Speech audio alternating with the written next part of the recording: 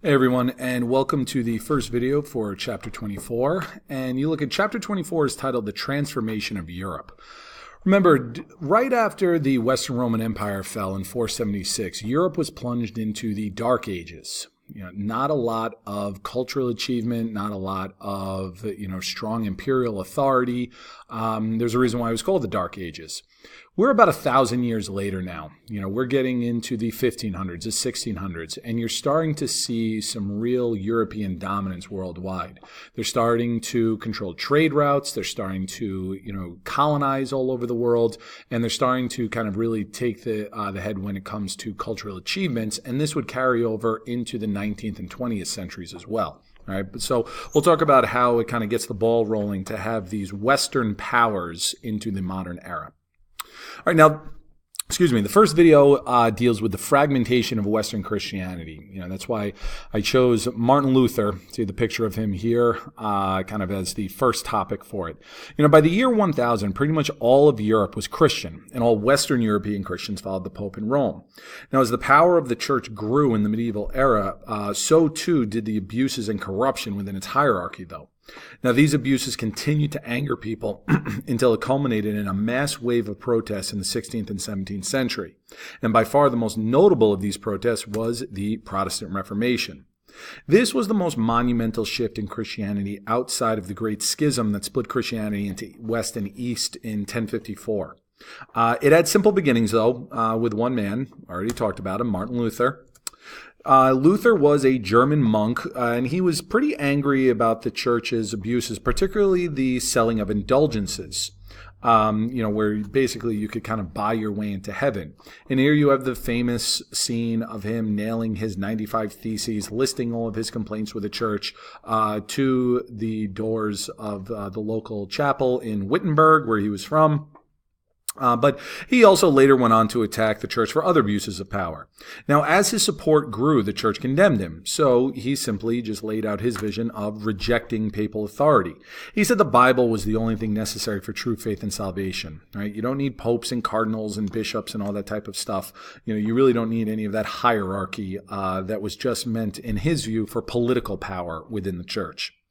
Now, his work really benefited from a new invention that was around at this time called the printing press.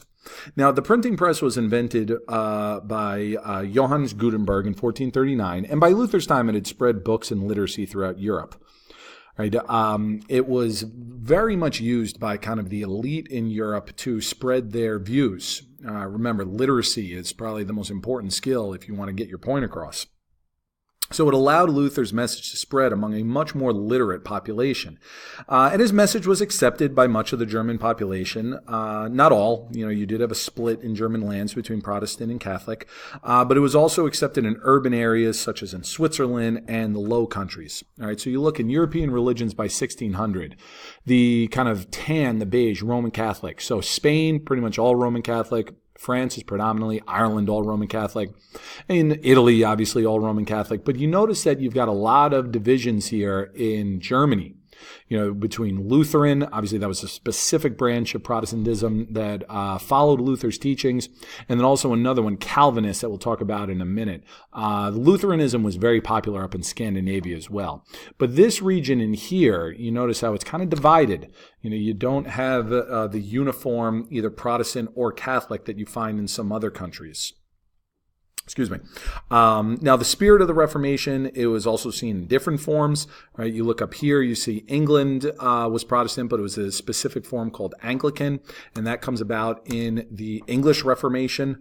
Now, this one was largely political. It was about Henry VIII.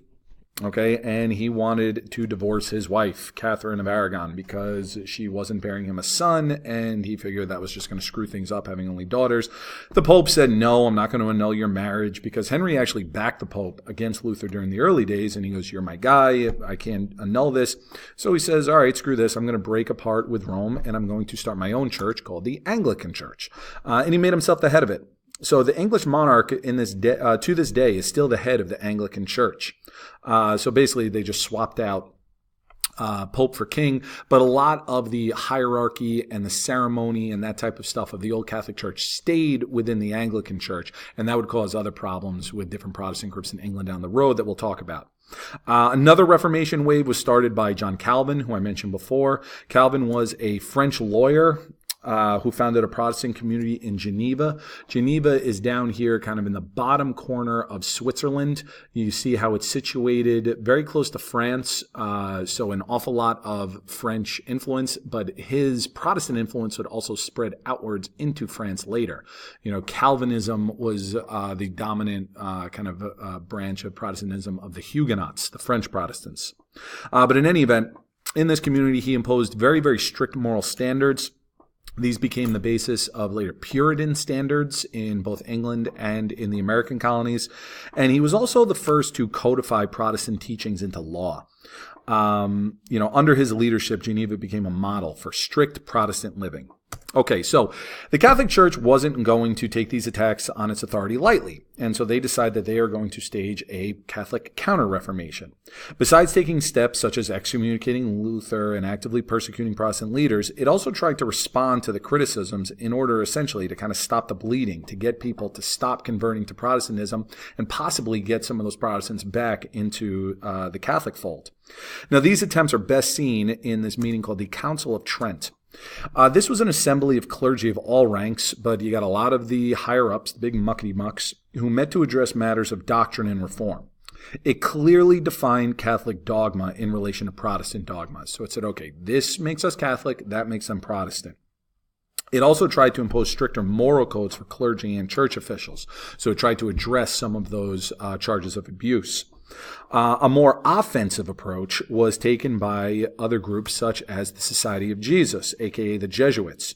This was founded by, you see their seal there. This was founded by St. Ignatius of Loyola, and Jesuits sought to spread Catholicism. They actively went out on missionary work. They also put a high emphasis on education, and that's why you have an awful lot of Jesuit schools, both high school and college, all throughout the world and in the United States today. Okay, so one more time, just look at the map. Okay, so kind of recap here. You've got kind of a patchwork of Catholic and Protestant lands here in Germany and Austria. You've got Spain is kind of your Catholic superpower. Italy obviously is Catholic, but it's not united. It's got different kingdoms. You've got France, which has some Protestant minorities in there. As I said, some of these, you see, this would be Switzerland. Some of those Huguenots, they were moving out.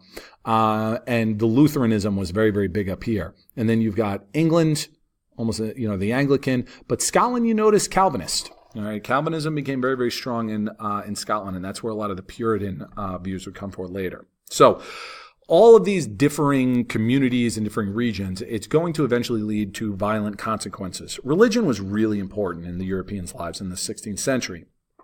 And a division in religion, even if it's over a relatively minor thing, it's going to lead to conflict.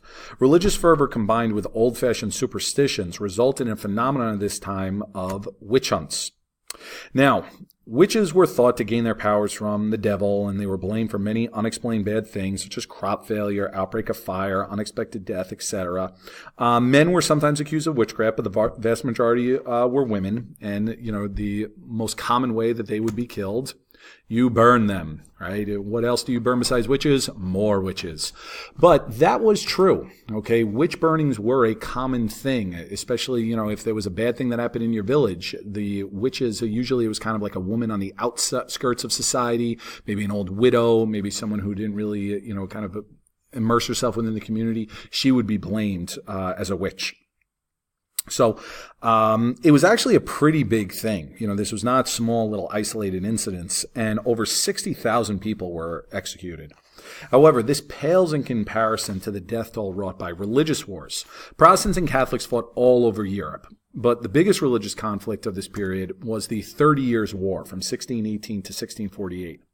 The war began as a local religious conflict in the Holy Roman Empire, Protestants versus Catholics, but it expanded until it included almost every European nation. Again, going back to the map here, same map, but you see the divisions, right? So you've got Spain and France being the Catholic powers. Ireland didn't really count because they were under England's control.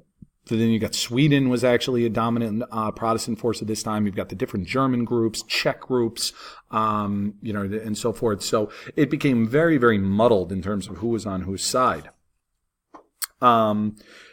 It did result in some really, really horrible atrocities, though, at this time. It started out as a religious conflict, but it became more about politics and power.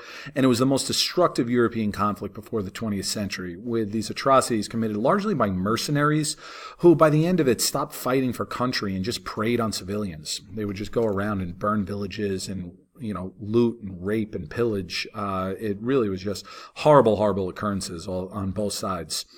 So between the random violence, between disease, which always follows warfare, and famine, because nobody was working the fields and people, were leaving their farms and homes because they were fearful for their lives, it led to as much as 6 million deaths.